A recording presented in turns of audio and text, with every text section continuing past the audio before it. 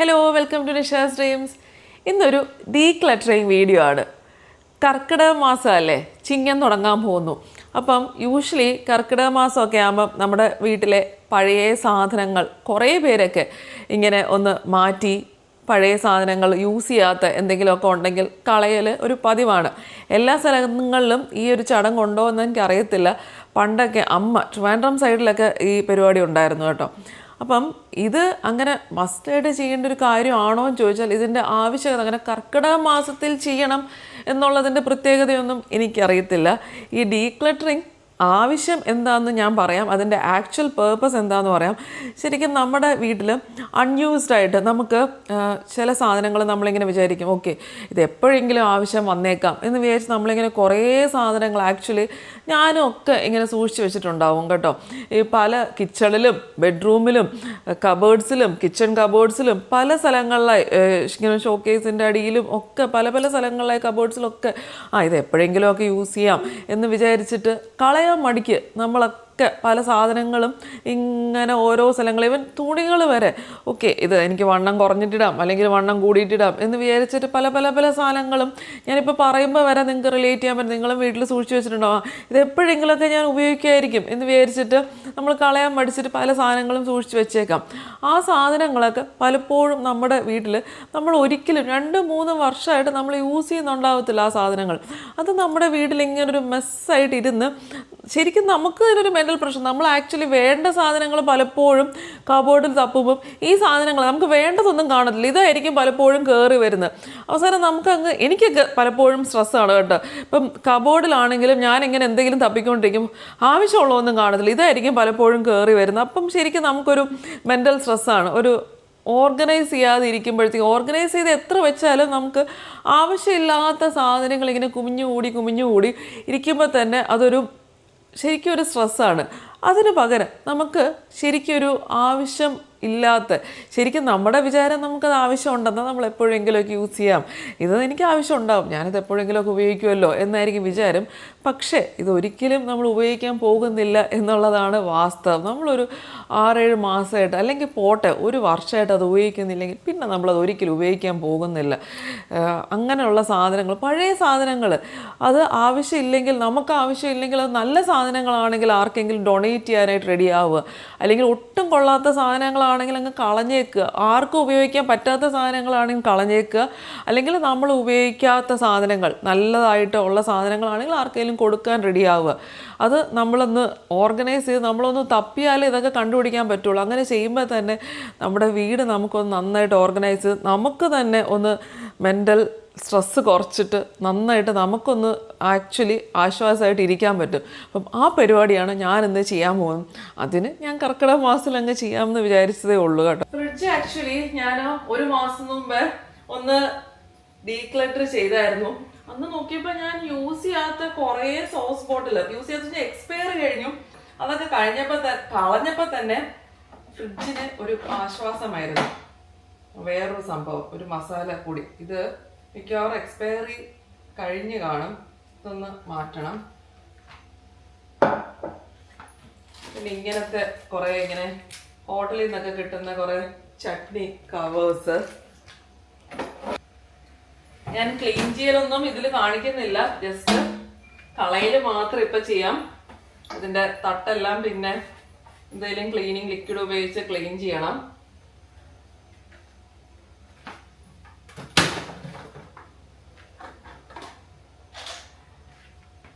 Snacks ഒക്കെ ദേ അടിയിലിരിക്കുന്നത്, ഇതൊക്കെ ഇങ്ങനെ അഴുക്കായിട്ടിരിക്കുക, ഇതെല്ലാം ഒന്ന് കഴുകാൻ എടുക്കണം.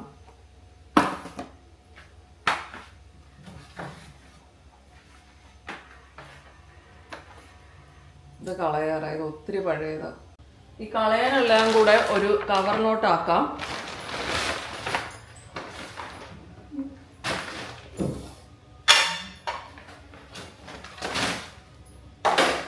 കഴുകാനുള്ളതെല്ലാം കൂടെ ഞാൻ ഇങ്ങനെ വെക്കുകയാണ്. അതേപോലെ ഈ ബേക്കിംഗ് പൗഡർ, ബേക്കിംഗ് സോഡ, ഇതൊക്കെ ഞാനൊരു കേക്ക് ഉണ്ടാക്കിയിട്ട് എനിക്ക് തോന്നുന്നു ഒരു 7 മാസത്തിൽ കൂടുതലായി.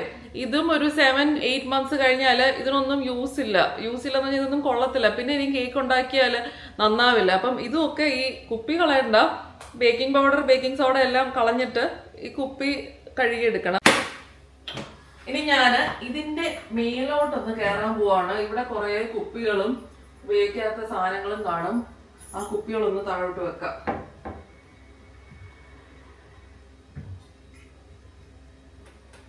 കാരണം ഇതിന്റെ മുകളിൽ ഞാൻ ഒട്ടും കയറാറില്ല.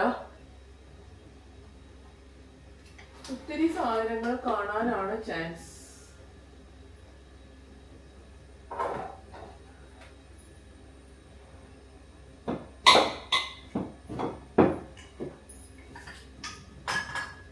ബാക്കിൽ ഇഷ്ടംപോലെ കുപ്പികളുണ്ട്.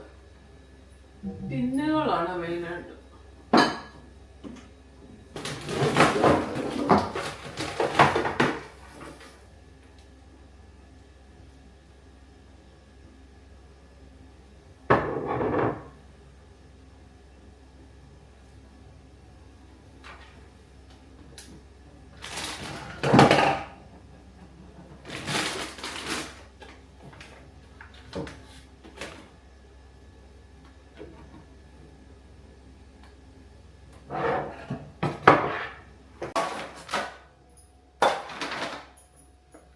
കാലിക്കുപ്പികൾ തീരെ പഴയ കുപ്പിയാ, ഉപയോഗിക്കാൻ പറ്റാത്ത കുറെ കുപ്പികള് നല്ലതൊക്കെ വെച്ചിട്ടുണ്ട്. ഇതിനകത്താണ് എൻ്റെ കട്ടിംഗ് ബോർഡ്, ട്രേകള് ഒക്കെ ഇരിക്കുന്നത്. ട്രേ എന്ന് പറഞ്ഞാൽ ജസ്റ്റ് വരുമ്പോൾ എടുക്കുന്ന ട്രേ അല്ല, അല്ലാതെ ഞാൻ ചായ കുടിക്കാൻ നേരത്തൊക്കെ എടുക്കുന്ന ട്രേ. അങ്ങനെ കുറേ അധികം സാധനങ്ങൾ ഇരിപ്പുണ്ട്. ശരിക്കും ഒരു മെസ്സാണ്. ഇതിനകത്ത് ഒരു ശരിക്കും കുറേ സാധനങ്ങൾ ചെയ്യണം എന്ന് കുറെ നാളായിട്ട് വിചാരിക്കുന്നതാണ്.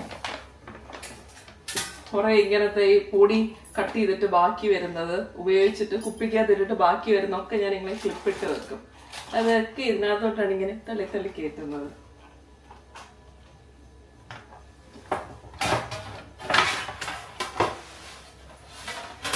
ഒന്ന് അടുക്കിയും കൂടെ വെക്കണം.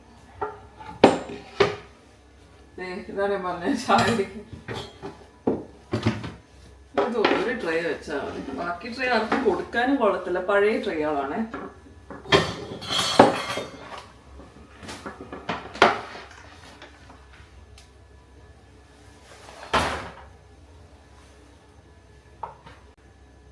ഇവിടെ ഇങ്ങനെ ഇരുന്നപ്പോഴാണ് ഇവിടൊക്കെ ക്ലീൻ ചെയ്യണം. ഞാൻ കഴിഞ്ഞ ദിവസം ഇതെല്ലാം ക്ലീൻ ചെയ്ത. ഈ വൈറ്റിന്റെ ഒരു പ്രശ്നമാണ് ഇത്. നമ്മള് കുക്ക് ചെയ്യുമ്പോഴെല്ലാം വലിയ കുക്കിംഗ് ഒന്നും ഇല്ലെങ്കിലും ഇടയ്ക്കിടയ്ക്ക് ഇവിടെ എല്ലാം ഇതേപോലെ ഇത് ഗ്ലാസ് ക്ലീനർ വെച്ച് വേണം ക്ലീൻ ചെയ്യാൻ. ഈ ഇതിന്റെ അടിവശം ക്ലീൻ ചെയ്തില്ലെങ്കിൽ ഇവിടെ എല്ലാം പാടാവും. ഇവിടെ ഇരിക്കട്ടെ. അങ്ങനെ ട്രേകളും സംഭവങ്ങളും എല്ലാം നേരത്തെ ഇത് ഫുള്ളൊരു മെസ്സായിരുന്നു. ഇപ്പം നല്ല വൃത്തിയായിട്ട് മുകളിലും താഴെയും ഒക്കെ. താഴെ എൻ്റെ വിളക്ക് തേക്കുന്ന സാധനം ഒക്കെ ഇരിപ്പുണ്ട്. ബാക്കിൽ മിക്സിയുടെ കുറേ ജാറുകൾ, അതൊക്കെ ഞാൻ ഇങ്ങനെ ഒരു സംഭവത്തിൽ ഇതിനകത്താക്കി വെച്ചു. ഇതിനകത്ത് നല്ല നീറ്റായിട്ട് ഒരു നെറ്റ് ഇതിനകത്തിരിപ്പുണ്ട്. ഇതിൻ്റെ ലിങ്ക് കിട്ടുകയാണെങ്കിൽ ഞാൻ ടാഗ് ചെയ്തേക്കാം കേട്ടോ. ഇത് ഈസി ആയിട്ട് ഓൺലൈൻ അവൈലബിൾ ആയിട്ടുള്ളൊരു സംഭവമാണ്. ഇതിനകത്താകുമ്പോൾ നല്ല ഈസി ആയിട്ട്, ഇത് ശരിക്കും ഫ്രൂട്ട് വെക്കുന്നൊരു സംഭവമാണ്, വല കയറാതിരിക്കും. പക്ഷേ ഇതിനകത്താകുമ്പോൾ എനിക്ക് ഇതേ കിട്ടിയുള്ളൂ. ഇതിനകത്ത് ഈസി ആയിട്ടിരിക്കും, ഫ്രൂട്ട്സ് വെക്കാനും ഉപയോഗിക്കാം. ബാക്കിൽ കോടാലി അതെല്ലാം ഇരിപ്പുണ്ട്. കോടാലി അല്ല, സോറി, വെട്ടുകത്തി. അപ്പം നീറ്റായിട്ട് ഇരുന്നു. ഇപ്പം കളയാൻ വീണ്ടും ഈ കവർ നിറച്ച് സാധനം ആയിട്ടുണ്ട്.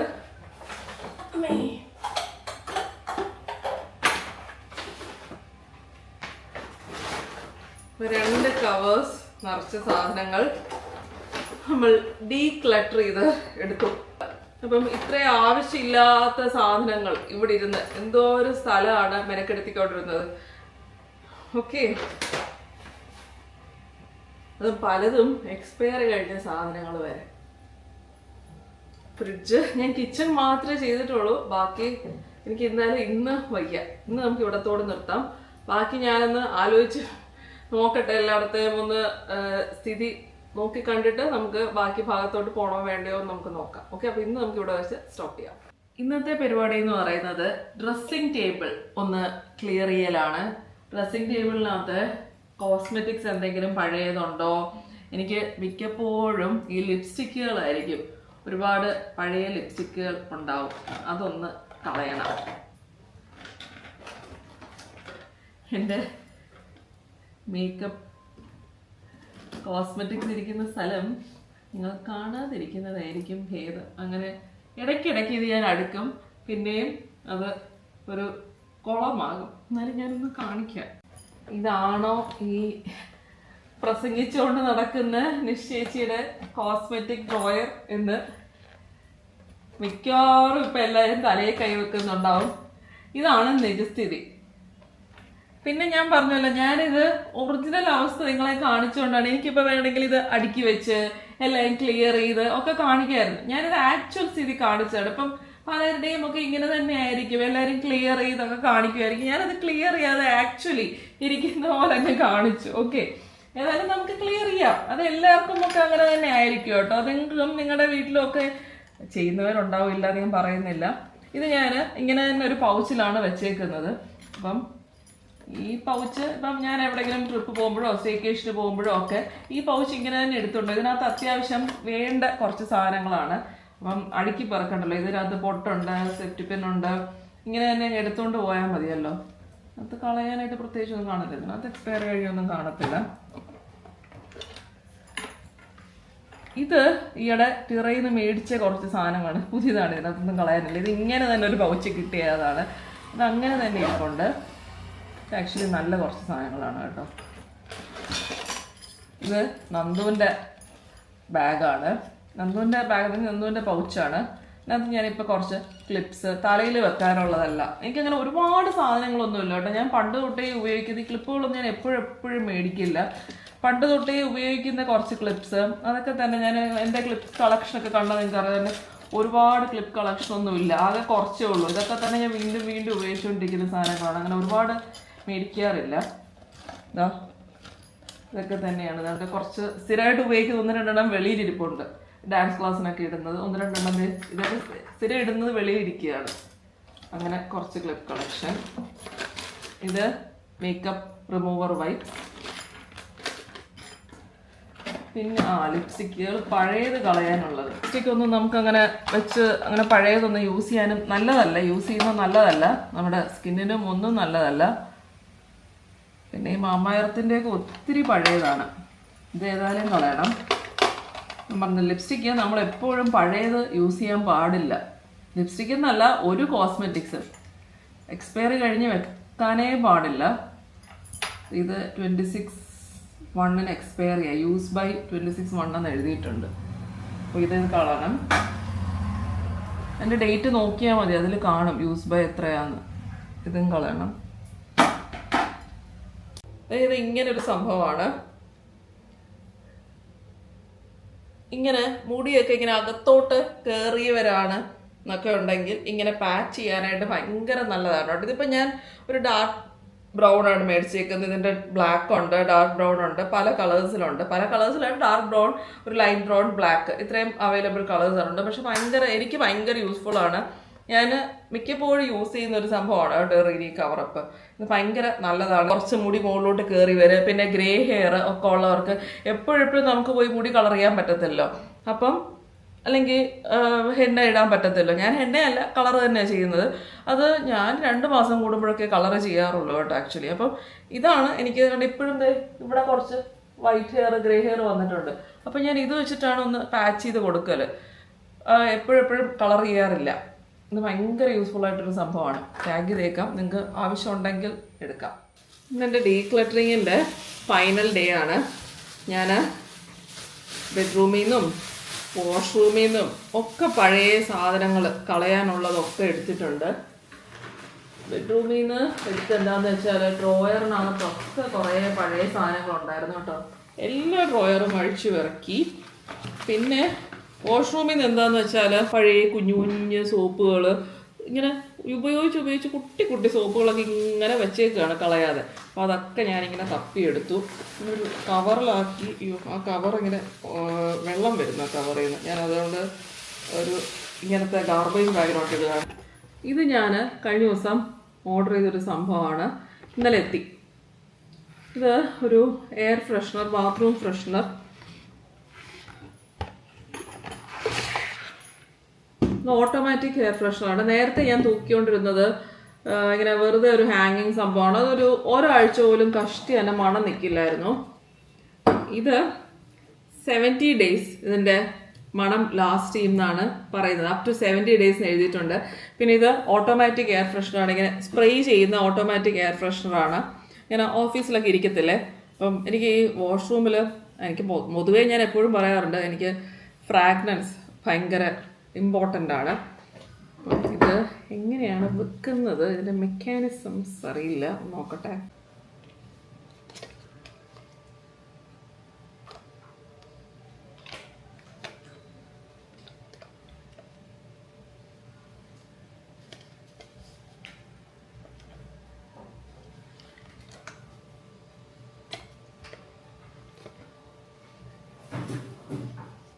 ഇതിനകത്ത് ഇൻസേർട്ട് ചെയ്തു. ഇത് തുറന്ന് കറക്റ്റ് ഇവിടെ ഈ ഓപ്പണ് വരുന്ന പോലെ ഇൻസേർട്ട് ചെയ്യണം. ഇത് ഐദർ നമുക്കിങ്ങനെ പ്ലേസ് ചെയ്യാം, വാഷ്റൂമിൽ വിൻഡോയുടെ അവിടെ അല്ലെങ്കിൽ എവിടെയെങ്കിലും പ്ലേസ് ചെയ്യാം, അല്ലെങ്കിൽ ഇങ്ങനെ ഹാങ് ചെയ്യാം. അങ്ങനെ രണ്ട് വാഷ്റൂമിലത്തേക്ക് ഞാൻ മേടിച്ചു. മുകളിലത്തെ അടപ്പ് തുറന്ന് ഇവിടെ ഓൺ ഓഫ് ഉണ്ട് കേട്ടോ. ഓൺ ചെയ്ത് വെച്ചാൽ എവറി 15 seconds ഇതിന് ഓട്ടോമാറ്റിക്കായിട്ട് സ്പ്രേ ചെയ്യും. ഇവിടെ ഓൺ ചെയ്താൽ ഓണാവില്ല, ബാറ്ററി ഉണ്ട് കേട്ടോ. ബാറ്ററി ഇൻസേർട്ട് ചെയ്താലേ എവറി 15 seconds ഓട്ടോമാറ്റിക്കായിട്ട് സ്പ്രേ ചെയ്യുള്ളൂ. ഞാൻ നേരത്തെ പറഞ്ഞതിൽ ഒരു കറക്ഷൻ ഉണ്ട്. എവറി 15 seconds അല്ല, എവറി 15 minutes ആണ് കേട്ടോ ഓട്ടോമാറ്റിക് സ്പ്രേ ചെയ്യുന്നത്. പിന്നെ നമ്മൾ ഒരാഴ്ചയിൽ കൂടുതൽ വീട്ടിൽ ഇല്ല ഒന്നൊക്കെ ഉണ്ടെങ്കിൽ ബാറ്ററി റിമൂവ് ചെയ്ത് വെക്കുക. പിന്നെ വെള്ളം അധികം തൊടാത്ത സ്ഥലങ്ങളിൽ വാഷ്റൂമിലൊക്കെ ഒന്ന് പൊക്കത്തൊക്കെ മാറ്റി വെക്കുക. കാരണം ബാറ്ററി യൂസേജ് ഉള്ളതല്ലേ, വെള്ളമൊന്നും തൊടാതെ മാറ്റി വെക്കുക. ഇതൊക്കെയാണ് ഇതിൽ ശ്രദ്ധിക്കാൻ. പിന്നെ ഇതിനകത്ത് ഈ അകത്തെ ഈ സംഭവം, ഇത് റീഫിൽ പാക്കേജ് പിന്നെ മേടിക്കുക. ഈ മെഷീൻ ഉൾപ്പെടെ എപ്പോഴും മേടിക്കേണ്ട കാര്യമില്ല. ഈ അകത്തെ റീഫിൽ പാക്കേജ് മാത്രമായിട്ട് പിന്നെ എപ്പോഴും മേടിക്കുക കേട്ടോ. ഞാനിതിപ്പോൾ മേടിച്ചപ്പം ഇതിന് പ്രൈസ് 400 something ആയിരുന്നു. ഇനി റീഫിൽ പാക്കേജ് മാത്രമായിട്ട് പിന്നെ ഇടയ്ക്ക് 200 രൂപയ്ക്കൊക്കെ ഇടയ്ക്ക് മേടിച്ച് അത് മാത്രം ഇൻസേർട്ട് ചെയ്യാവുന്നതാണ് കേട്ടോ. അങ്ങനെ ഇത് യൂസ് ചെയ്യാം. എനിക്ക് നല്ലൊരു സംഭവമായിട്ടാണ് തോന്നിയത്. വേണമെങ്കിൽ ടാഗ് ചെയ്യാം. ഇത്രേ ഉള്ളൂ. അങ്ങനെ എൻ്റെ ഡീക്ലട്ടറിങ് ഒരു 3-4 ദിവസമായിട്ട് തുടങ്ങിയ ഒരു മഹാമഹം ആയിരുന്നു. നിങ്ങൾക്കൊന്ന് ട്രൈ ചെയ്യാവുന്നതാണ്. നമ്മൾ യൂസ് ചെയ്യാത്ത അല്ലെങ്കിൽ നമ്മൾക്ക് അധികം ആവശ്യം ഇല്ലാത്ത സാധനങ്ങൾ ഡിസ്പോസ് ചെയ്യാം, അല്ലെങ്കിൽ ഗിവ് അവേ ചെയ്യാം, അങ്ങനെയൊക്കെ ചെയ്യാവുന്നതാണ്. ആർക്കെങ്കിലും റീയൂസ് ചെയ്യാവുന്ന സാധനങ്ങളാണെങ്കിൽ മാത്രം കൊടുക്കുക, ഇല്ലെങ്കിൽ ഡിസ്പോസ് ചെയ്യാം. ഉപയോഗിക്കാൻ പറ്റാത്ത സാധനങ്ങൾ നമ്മൾ ആർക്കും കൊടുത്തിട്ട് കാര്യമില്ല. അപ്പം അങ്ങനെ ചെയ്യാം. ഓക്കെ, അപ്പോൾ ഇത്രയേ ഉള്ളൂ. നെക്സ്റ്റ് വീഡിയോയിൽ കാണാം. എപ്പോഴും പറയുന്ന പോലെ സബ്സ്ക്രൈബ് ചെയ്യാതെ കാണുന്നവരുണ്ടെങ്കിൽ സബ്സ്ക്രൈബ് ചെയ്യുക. ബൈ.